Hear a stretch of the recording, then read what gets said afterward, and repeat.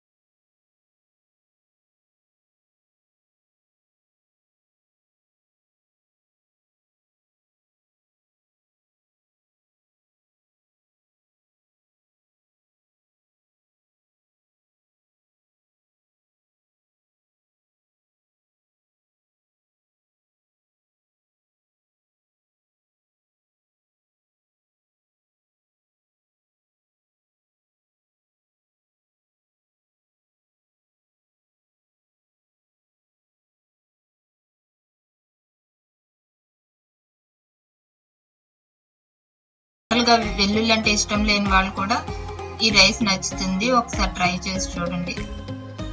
ఇప్పుడు ఈ వెల్లుల్లి అవన్నీ కలిసేటట్టు బాగా ఒకసారి కలుపుకోవాలి. వెల్లుల్లి కొంచెం పచ్చివాసన పోయి గోల్డెన్ బ్రౌన్ కలర్ వచ్చేంత వరకు ఫ్రై చేసుకోవాలండి. ఇప్పుడు కొంచెం వెల్లుల్లి ఫ్రై అయిన తర్వాత కొంచెం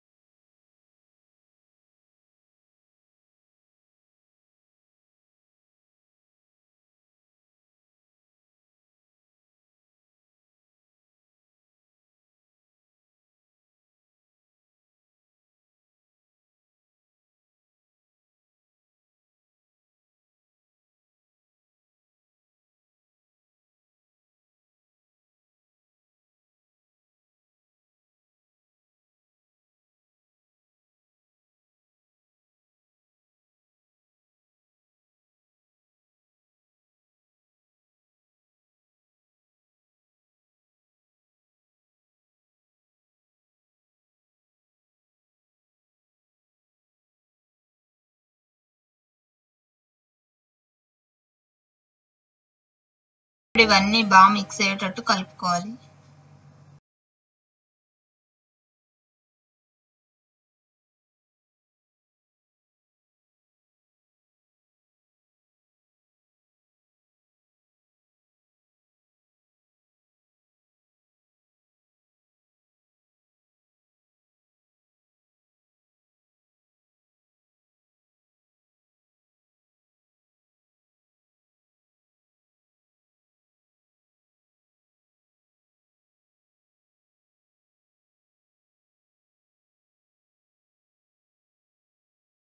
మనకి బయట ఫ్రైడ్ రైస్ షాపుల్లో ఇలా పైకి ఇలా అంటా ఉంటారు కదా బాండీని, అలాగే మీరు ఇలా పైకి ఇలా అనుకుంటూ ఉంటే రైస్ చక్కగా కలుస్తుంది.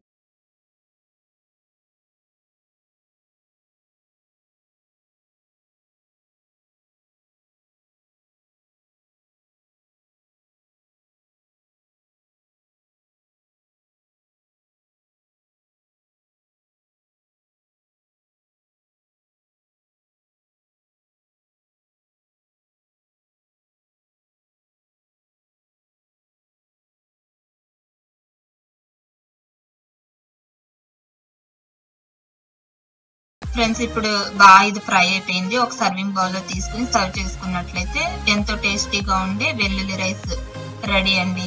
మీరు కూడా ఒకసారి ట్రై చేసి చూడండి. మీకు ఈ రెసిపీ నచ్చింది అనుకుంటున్నాను. మీకు ఈ వీడియో నచ్చినట్లయితే లైక్ చేయండి, మీ ఫ్రెండ్స్ అండ్ ఫ్యామిలీతో షేర్ చేయండి.